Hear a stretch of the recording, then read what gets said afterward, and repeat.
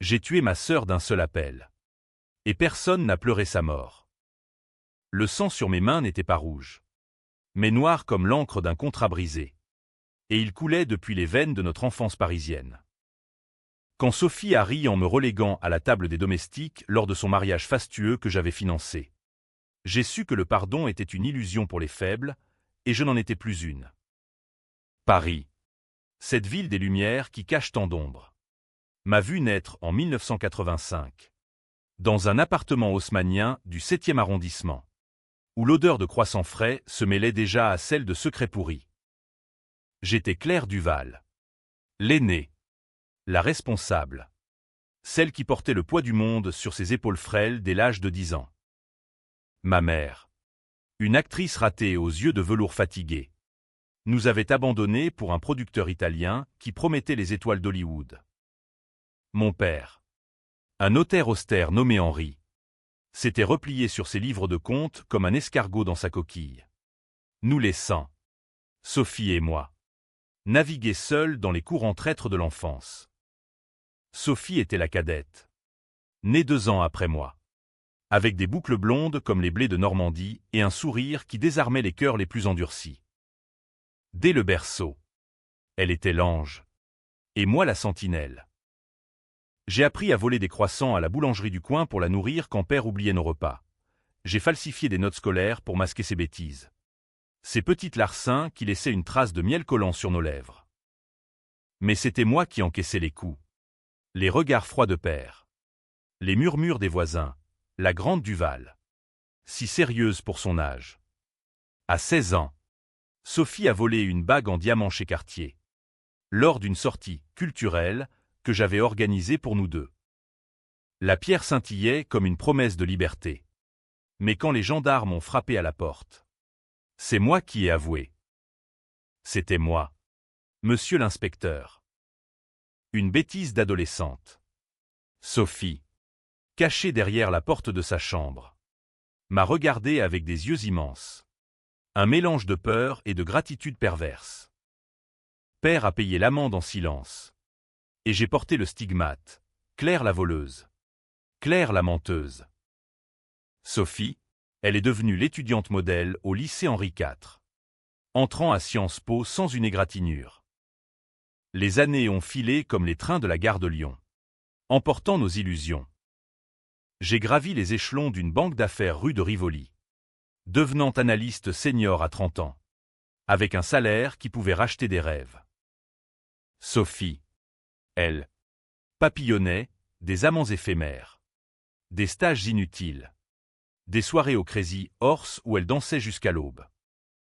Mais toujours, elle revenait vers moi, les mains tendues. Claire, prête-moi 1 000 € pour ce voyage à Saint-Tropez. Tu sais, je suis ta petite sœur. Et je prêtais, car l'amour fraternel, ce fil invisible, me liait à elle comme une chaîne. Puis vint l'accident. Ou plutôt, le crime. En 2015, lors d'une fête arrosée à Deauville, Sophie a renversé un piéton avec la voiture de père, une vieille Citroën DS qu'il chérissait. L'homme, un ouvrier portugais nommé Manuel, est mort sur le coup. Son corps brisé sur l'asphalte mouillé par la pluie normande. Sophie, ivre et paniquée, m'a appelé à 3 heures du matin. Claire, j'ai fait une connerie. Viens, s'il te plaît. J'ai conduit toute la nuit, effaçant les traces, falsifiant le rapport d'accident pour que ça ressemble à un délit de fuite anonyme. J'ai même convaincu un collègue flic, un vieil amant, de classer l'affaire. C'était moi au volant. Officier. Une erreur. Sophie m'a embrassé ce soir-là. Ses larmes salées sur ma peau. Tu es ma sauveuse. Grande sœur. Mais les secrets, à Paris, ont des oreilles. Manuel avait une famille, une femme et 2 enfants qui pleuraient dans les couloirs du commissariat du 16e. Ils n'ont jamais su la vérité. Mais moi, je portais ce poids comme un tatouage invisible sur l'âme. Sophie, elle a poursuivi ses études, décrochant un poste chez LVMH, épousant un héritier du vin bordelais nommé Antoine Delaunay. Moi, je grimpais. Mais chaque promotion sentait le soufre de ce mensonge. C'est en 2023 que le couperet est tombé. Sophie m'a appelé un soir d'automne pluvieux. Sa voix mielleuse filtrant à travers le bruit de la scène. « Claire, j'ai une nouvelle fantastique. Antoine m'a demandé en mariage. Et on veut un rêve. Un vrai. Le Ritz. Des fleurs d'oranger de grâce. Un traiteur étoilé. Ça coûtera 200 000 €. Tu sais, pour la famille. » J'ai ri. Un rire amer comme l'absinthe. 200 000, c'était mon épargne. Fruit de nuit blanche à éplucher des bilans. Mais j'ai dit oui. Pour toi, Sophie. Toujours. Les mois suivants ont été un tourbillon de préparatifs. J'ai hypothéqué mon appartement du Marais pour payer les robes chez Dior. Les vins de Château Margaux. L'orchestre philharmonique pour la valse nuptiale. Père, diminué par un AVC, marmonnait son approbation depuis son fauteuil. C'est bien. Claire. Tu fais honneur à la famille. Sophie rayonnait dans les essayages. Sa silhouette svelte moulée dans l'ivoire. Tandis que je signais chèque après chèque. Mes mains tremblant légèrement sous le stylo. Le jour J arriva enfin. Un samedi de juin 2025. Sous un ciel azuréen qui moquait ma fatigue. Le jardin du Ritz était un paradis terrestre, rosier centenaire. Fontaine murmurante. Table drapée de lin blanc parsemée de cristal baccarat. 300 invités. Des sommités du CAC 40 aux influenceuses d'Instagram. Sirotait du champagne Dom Pérignon. Sophie, couronnée de myrte, glissait au bras d'Antoine vers l'hôtel improvisé. Son voile flottant comme un fantôme bienveillant. Et moi, j'ai reçu l'invitation par courrier. Élégante sur papier verger, Claire Duval. Table 12. J'ai souri en la lisant, imaginant une place d'honneur près de la mariée. Mais en arrivant, enfilant ma robe noire signée Chanel, la seule que j'osais porter, sobre comme une veuve en deuil, on m'a dirigé vers le fond du jardin, près des cuisines. Table 12, une planche branlante entourée de serveurs en tablier amidonné. Des verres ébréchés et des assiettes de reste. Madame Duval, par ici. S'il vous plaît, m'a dit un majordome au regard fuyant. J'ai protesté. La voix étranglée, c'est une erreur. Je suis la sœur de la mariée. Il a haussé les épaules, ordre de Madame Sophie. Assise là, entourée d'hommes en sueur qui vidaient leurs poches de pourboire. J'ai vu Sophie lever son verre à la foule. Ses yeux ont croisé les miens une seconde, un éclat de triomphe. Pur et froid comme le marbre de Notre-Dame. Elle savait. Elle m'avait relégué au rang des invisibles. Moi qui avais saigné pour son conte de fées. Antoine, inconscient, l'embrassait. Et les invités applaudissaient. Mon cœur, ce traître, s'est serré non de douleur, mais de clarté. La trahison n'était pas nouvelle, elle était juste nue, exposée sous les projecteurs. J'ai sorti mon téléphone, discrète sous la nappe tachée. Un numéro gravé dans ma mémoire depuis 10 ans, celui de la veuve de Manuel. Maria, que j'avais pisté via des contacts discrets. Elle vivait encore à Lisbonne. Mais son neveu travaillait à Interpol Paris. « Allô » a répondu une voix rauque, portugaise accentuée. « C'est au sujet de votre beau-frère. » Et de Sophie Duval. J'ai murmuré les faits. Précis comme un scalpel, la nuit pluvieuse. La Citroën. Le corps brisé. Preuve, j'en ai. Envoyez-moi un avocat. L'appel a duré 2 minutes. Simple. Fatal. Le champagne coulait encore quand les premiers murmures ont commencé. J'ai observé depuis ma table des parias, feignant l'indifférence en picorant un canard confit froid. Les serveurs. Des immigrés polonais et roumains aux histoires semblables à la mienne, des rêves brisés par la City of Light. me racontaient leur vie entre deux verres vidés. « Madame, vous êtes trop élégante pour ici, » m'a dit Piotr. Un géant barbu avec des tatouages de Varsovie. J'ai souri faiblement. L'élégance ne paie pas les factures. Piotr. Seulement les dettes. Sophie dansait la première valse. Antoine la serrant comme un trophée de chasse. La robe de mariée tourbillonnait, étincelante sous les guirlandes de lumière. Les invités, ces fantômes en smoking, applaudissaient. Mais j'ai vu les fissures, un regard échangé entre la tante d'Antoine et un cousin de Sophie. Un froncement de sourcils chez le père, qui s'est levé pour allumer un cigare près des buissons. Mon appel avait été un caillou jeté dans l'étang. Les ondes se propageaient. Invisibles mais inexorables.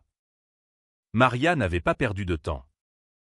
10 ans de veuvage, de nuit hantée par le fantôme de Manuel, l'avait forgé en acier. Son neveu, inspecteur à la PJ du 19e, avait écouté mon récit avec un silence de prédateur. Madame Duval. Si c'est vrai, c'est homicide involontaire au minimum. Avec falsification de preuves. Vous êtes complice. J'ai ri doucement dans le combiné. Non. Inspecteur.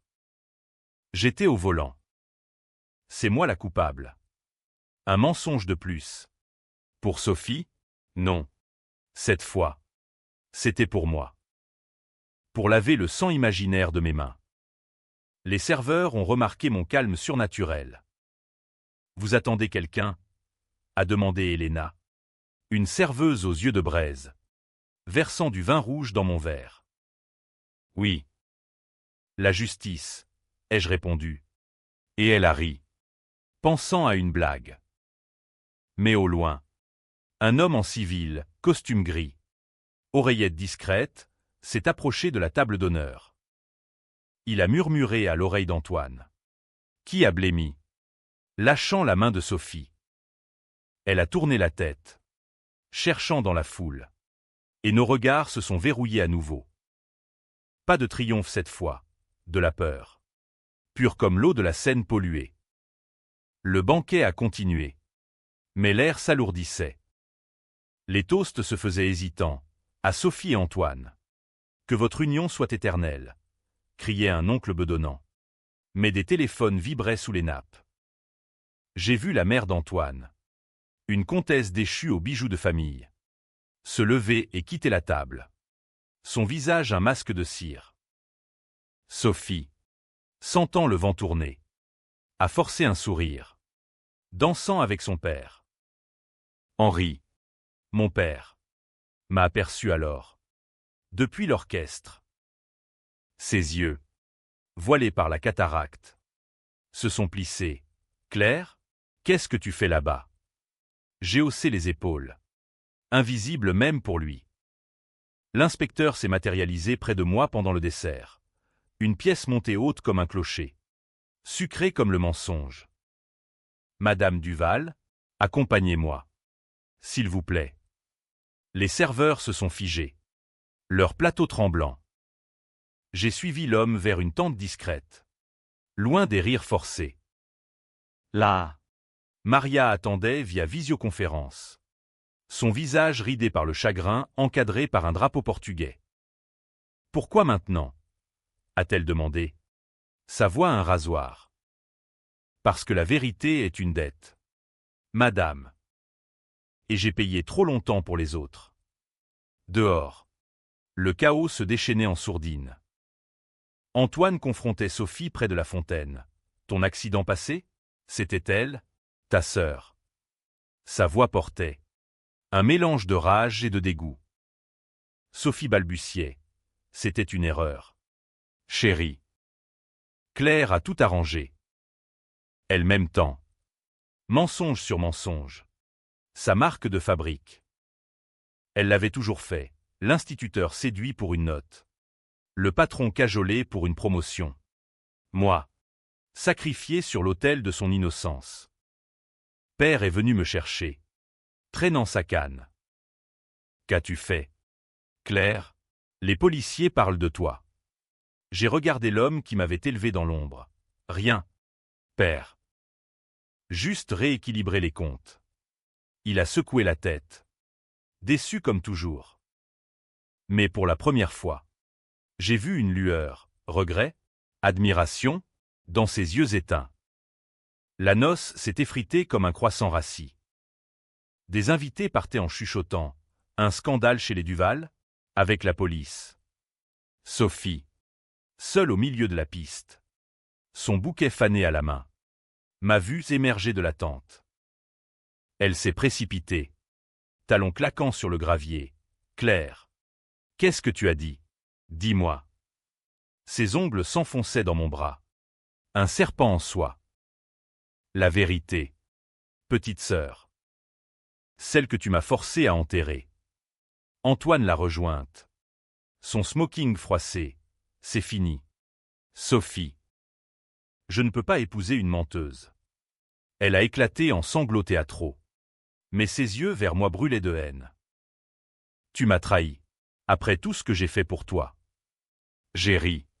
Un son sec comme les feuilles mortes du Luxembourg. Ce que tu as fait, tu m'as volé ma vie. Sophie. Et ce soir, j'ai juste appelé un créancier. La police est arrivée discrètement. 2 voitures banalisées garées sous les platanes. L'inspecteur m'a passé les menottes, pour la forme. Ai-je pensé? Homicide involontaire. Falsification. Vous irez au dépôt ce soir. Sophie hurlait. Arrêtez-la. C'était moi. Trop tard. Le twist de sa bouche. Ce revirement pour sauver la face. Ne trompez personne. Maria. Sur l'écran. Hochait la tête, justice pour Manuel. La cellule du commissariat de la rue de Sauloir puait le désinfectant et les regrets avortés. J'y ai passé la nuit. Menotté à un lit de camp grinçant. Écoutant les pleurs d'ivrogne et les sirènes hurlantes de Paris by Night. À l'aube. Un avocat commis d'office. Un jeune loup aux lunettes cerclées d'or. M'a réveillé. Madame Duval. Votre sœur a porté plainte. Elle avoue tout. L'accident. La bague. Les mensonges. Elle veut que vous sortiez. J'ai fixé le plafond jauni. Craquelé comme mon âme. Sophie. Encore en train de lisser les plumes? Évidemment. C'était sa tactique. Frapper. Puis consoler. L'embrasser avec le venin sur les lèvres. Dites-lui que je refuse. Qu'elle paie pour ses péchés. L'avocat a cligné des yeux, mais c'est vous qui avez avoué l'accident. Sans preuve contre elle. J'ai souri dans l'ombre, précisément. J'ai les preuves. Dans un coffre à la banque. Rue de Rivoli. Photos. Enregistrement de ses confessions nocturnes. Envoyez-les à l'inspecteur. Libéré sous caution. Père avait encore des relations. Je suis rentré chez moi. Un 2 pièces exigu dans le marais où les murs suintaient d'humidité. Le téléphone sonnait sans relâche, Antoine. Furieux, la presse people. Avide, Maria. Reconnaissante. Obrigada. Claire. Pour Manuel. Sa voix.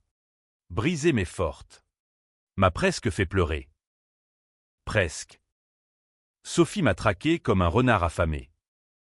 Elle a débarqué le soir même. Sa robe de mariée froissée dans un sac. Les yeux gonflés de faux remords. Claire. On doit parler. Antoine m'a quitté. Le contrat de mariage est annulé. Tout est perdu. Elle s'est jetée à mes genoux. Théâtrale comme une Sarah Bernhardt déchue. J'ai reculé. Allumant une cigarette, Vice a pris dans les caves enfumées de Montparnasse. Perdu, tu parles d'argent.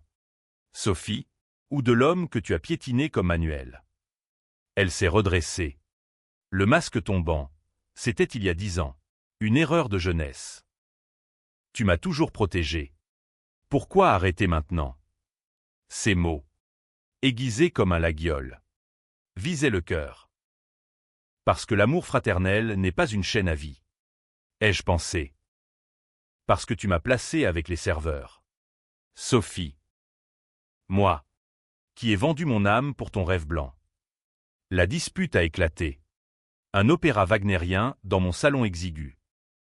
Elle hurlait ses justifications. J'étais stressé. Le mariage. Les invités. Tu es si ordinaire. Claire. Qui t'aurait remarqué à la table d'honneur. Ordinaire. Le mot a claqué comme un fouet. Moi, qui avais renoncé à l'amour pour la financer. Moi, qui portais ses crimes comme un cilice. Ordinaire. Et toi, la princesse, tu es une vipère. Sophie. Mince. Belle. Mais vide. Elle a ri. Ce rire cristallin qui avait charmé tant d'hommes. Vipère? Peut-être. Mais c'est toi qui as tout gâché avec ton appel stupide. Maria, cette Portugaise, elle n'a rien. Claire. Juste des souvenirs. J'ai écrasé ma cigarette. Sentant la rage monter comme la marée à Saint-Malo. Rien, elle a perdu un mari. Un père pour ses enfants. Toi, tu perds un chèque et un mari en carton. Le lendemain, le scandale a explosé dans le Figaro. Scandale nuptial au Ritz, la mariée impliquée dans un homicide non résolu. Les photos volées de Sophie en larmes. Antoine fuyant les paparazzi à l'aéroport d'Orly. LVMH l'a licencié dans l'heure, les amis l'ont ghosté sur WhatsApp. Père m'a appelé. Sa voix un fil ténu. Reviens à la maison. Claire. On réglera ça en famille. Famille. Ce mot, en France, évoque les vendanges bordelaises. Les repas dominicaux au bœuf bourguignon. Mais la nôtre était pourrie au cœur. J'ai refusé. Au lieu de ça, j'ai rencontré Maria à Lisbonne. Un billet Lacoste payé avec mes derniers euros. La ville, avec ses azulégeaux bleus et ses tramways brinque-ballants, respirait la mélancolie latine. Elle m'a accueilli dans son appartement modeste de l'Alfama, où des photos de Manuel, souriant, les bras autour d'enfants minuscules, tapissaient les murs. Pourquoi? Claire, tu aurais pu te taire. On a bu du vino verdé. Âpre comme la vérité. Parce que le silence tue plus que les mots. Et parce que Sophie m'a appris une leçon, la trahison se paie en nature. De retour à Paris, j'ai vu Sophie sombrer. Elle squattait chez des ex. Postant des stories larmoyantes sur Instagram, vie de rêve brisé. Ses lancements de mode annulaient. Ses followers la traitaient de meurtrière en Givenchy. Elle m'a bombardé de messages. Aide-moi. Claire. Pour l'amour de Dieu. Amour de Dieu? En France laïque. C'était ironique. Mais le vrai coup est venu d'Antoine. Il m'a contacté via un intermédiaire. Votre sœur m'a menti sur tout. Mais vous avez du cran. Dînez avec moi. J'ai accepté. Curieuse. Au Fouquet's. Sous les marronniers des Champs-Élysées. Il m'a avoué, Sophie avait un amant. Moi, j'étais le bouche-trou. Elle voulait mon nom pour grimper. Ses yeux, bleus comme la Méditerranée, cherchaient en moi une alliée. Ou une remplaçante. J'ai ri doucement. Ne me plaignez pas. Antoine. Je ne suis pas une mariée de rechange. La nuit, seul, j'ai fouillé mes souvenirs.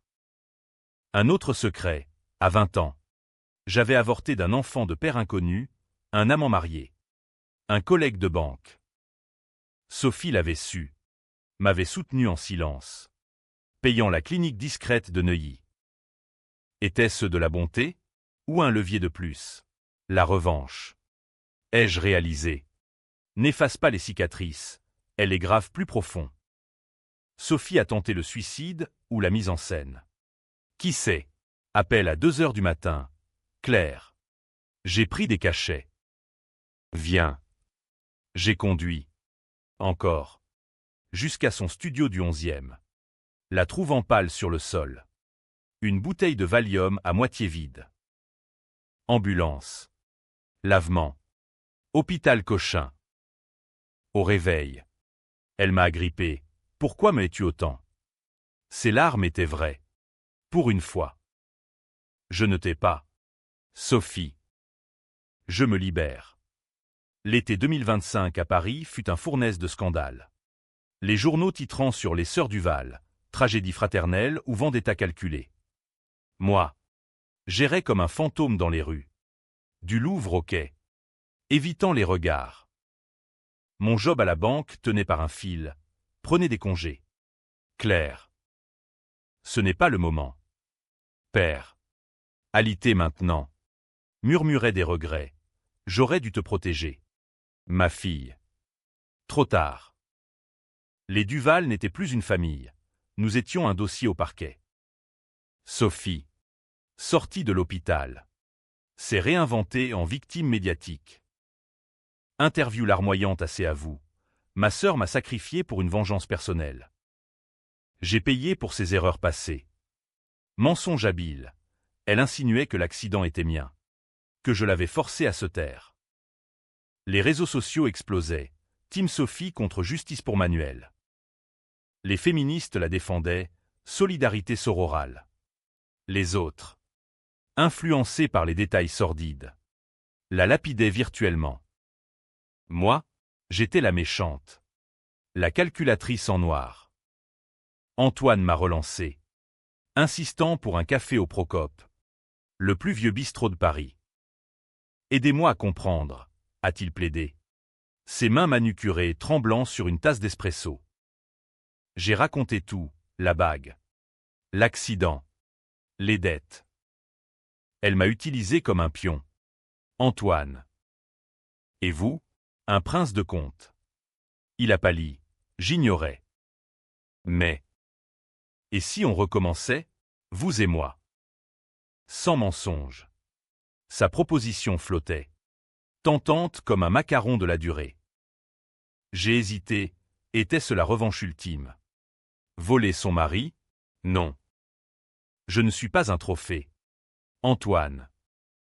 Allez vous repentir à Bordeaux. Maria m'a invité à nouveau à Lisbonne. Cette fois pour une messe commémorative. Sous le soleil écrasant de l'Alcantara. J'ai allumé un cierge pour Manuel. Sentant le poids s'alléger. Ses enfants, maintenant adolescents, m'ont serré dans leurs bras. Tia Claire. Merci. Tante Claire. Un titre plus doux que de sœur. De retour. Le procès s'annonçait. Sophie inculpée pour homicide involontaire. Moi pour complicité et faux témoignage. L'avocat, le mien cette fois. Un requin de la place Vendôme, préparait ma défense, autodénonciation. Vous avez agi pour la justice. Mais au fond, je savais, c'était de la vengeance pure. Drapée de vertu. Sophie m'a confronté une dernière fois. Dans un café anonyme de Belleville. Quartier des exilés où personne ne nous reconnaîtrait. Elle avait maigri. Ses boucles ternies. Son maquillage coulant comme la pluie d'automne. Tu as gagné. Claire. Tout perdu, mon job. Antoine. Ma réputation. Qu'est-ce que tu veux de plus? Mon sang. Ses yeux. Miroir de notre enfance. Implorait. J'ai sorti une enveloppe, les titres de créance pour les 200 000 €. Rien. Juste ça. Et disparaît de ma vie. Elle a déchiré l'enveloppe. Hystérique. De l'argent? C'est tout ce qui t'importe? Tu es pire que moi. Pire? Peut-être. En France. La revanche est un art. Comme le vin, âpre. Complexe. Inoubliable. Non. Sophie. C'est la leçon que tu m'as apprise, rien n'est gratuit. Le jour du procès au palais de justice de l'île de la Cité. Paris retenait son souffle. La salle. Gothique et solennelle. Puait l'histoire. Ici avait jugé Dreyfus. Ici les collaborateurs. Sophie. En tailleur gris. Sanglotait à la barre. J'étais jeune. Influençable. Claire m'a forcé à mentir. Le procureur. Un aigle au nez busqué. A démonté son récit, enregistrement diffusé. Ma voix suppliante au téléphone cette nuit-là. Aidez-moi. Claire. Je ne peux pas aller en prison. Les jurés. Un mélange de bourgeois et d'ouvriers. Se sont divisés visiblement, murmure. Regard en coin. Team Sophie tweetait en live, justice pour Manuel contre-attaquait. Moi. Dans le box des témoins. J'ai parlé calmement, j'ai porté ces crimes par amour. Mais l'amour a des limites. Comme la patience. Le juge. Une femme aux cheveux poivre et sel. A hoché la tête. Verdict, Sophie. 5 ans avec sursis. Probation stricte. Moi. Absoute, acte de conscience. La foule dehors hurlait, meurtrière libre. Pour elle, héroïne. Pour moi. Mais en sortant. Sous les flashs. Sophie m'a craché. Ce n'est pas fini. Claire. Je te détruirai. Père est mort une semaine plus tard. D'une crise cardiaque feinte par le chagrin. Son testament, la maison familiale divisée équitablement. Mais Sophie l'a contesté. Alléguant ma trahison. Procédure en cours. Un nouveau chapitre de venin. Seule la nuit. Je marche le long de la Seine. Les lumières dansant sur l'eau noire. La revanche m'a libéré. Mais à quel prix? Antoine m'appelle encore, Maria m'invite pour Noël. Et Sophie? Elle prépare sa contre-attaque. J'en suis sûr. Hiver 2025 enveloppa Paris d'un manteau de givre. Transformant les boulevards Haussmann en scène de cartes postales mélancoliques. J'avais repris le travail. Promu ironiquement. Votre intégrité inspire. Claire. Mais les nuits étaient hantées par des rêves. Manuel courant sur la route pluvieuse. Sophie riant à ma table des serveurs. Père murmurant, pourquoi? Sophie avait fui en province. Louant un grenier à Lyon chez une cousine complaisante. Ses posts Instagram. Sporadiques. Montraient une retraite spirituelle, yoga au Vieux-Port. Vin bio des Côtes-du-Rhône. Mais je savais, elle complotait. Un détective privé, engagé avec mes propres fonds, m'a envoyé des rapports. Rendez-vous avec un avocat véreux du palais de justice. Appel à d'anciens amants influents. Elle prépare un livre. Madame. Ma sœur. La traîtresse. Contrat en vue chez Fayard. Antoine. Quant à lui. Persistait. Dîner au tour d'argent. Où le canard pressé fondait comme ses excuses. Sophie m'a menti sur vous aussi. Elle disait que vous étiez jalouse. Aigrie. Jalouse? Oui. Peut-être. D'une vie qu'elle avait volée. Mais aigrie? Non. J'ai goûté le vin. Un Margot corsé. Laissez-moi. Antoine. Vous méritez mieux qu'un écho de trahison. Maria est venue à Paris pour Noël. Logeant chez moi. On a décoré un sapin minuscule avec des boules portugaises. Bu du Porto en écoutant Fado. Ses enfants, Sophia et Joao, m'ont offert un collier de perles, pour la nouvelle tante. Ce soir-là, sous les lumières clignotantes de la place des Vosges, j'ai pleuré pour la première fois. Pas pour Sophie, mais pour l'enfant que j'avais perdu, pour les années gaspillées en chaîne fraternelle. Le twist est arrivé comme un coup de théâtre de Molière, une lettre de Sophie. Postée de Lyon. Claire. Je sais tout. Ton avortement. En 2005. J'ai gardé le dossier médical. Si tu ne retires pas ta déposition, je le balance à la presse. Team Sophie grandira. Chantage. Le serpent frappait encore. Plus vicieux. Le dossier, elle l'avait volé de la clinique. Par curiosité malsaine ou calcul précoce. J'ai ri. Un rire qui a fait sursauter Maria. Elle croit que ça me brisera. Mais intérieurement, la peur rampait. En France, l'avortement est droit. Mais le scandale personnel, un tabou persistant. Surtout pour une héroïne comme moi. J'ai composé l'appel final, pas à la police, mais à son éditeur chez Fayard. Monsieur. Concernant le manuscrit de Madame Duval. Elle omet un détail. Son chantage à une sœur endeuillée. Preuve jointe. J'ai scanné la lettre. Envoyée anonymement. Le livre a capoté le lendemain. Sophie. Furieuse. M'a appelé en hurlant. Salope. Tu as ruiné ma dernière chance. Sa voix. Brisée. Portait l'écho de nos jeux d'enfants au Luxembourg. Chance, tu en as eu 1000. Sophie. Moi. Une. Et je l'ai saisie. Silence. Puis un sanglot. Reviens. Claire. On peut recommencer. Sans argent. Sans mensonge. Juste nous.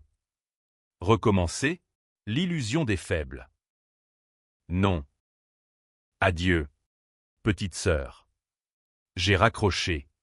Bloquant le numéro. Dehors. La neige tombait. Effaçant les traces. Épilogue, printemps 2026. Je vis à Lisbonne maintenant. Avec Maria et sa famille. Gérant une petite galerie d'art azuléjo. Antoine a épousé une vigneronne bordelaise. Père repose au Père-Lachaise. Sous un saule pleureur. Sophie, elle purge sa probation à Lyon. Thérapeute en herbe. Postant des mantras zen. On s'écrit parfois des cartes postales neutres. Comme des trêves fragiles. Ai-je gagné? La revanche a divisé le monde. Certains me voient comme justicière. D'autres comme destructrice de famille. Mais dans le miroir, je vois une femme libre. Cicatrice et tout. L'appel simple a brisé les chaînes. Mais a-t-il guéri? En France. La vie est un opéra, tragique. Beau. Interminable. Et moi? J'applaudis depuis les coulisses.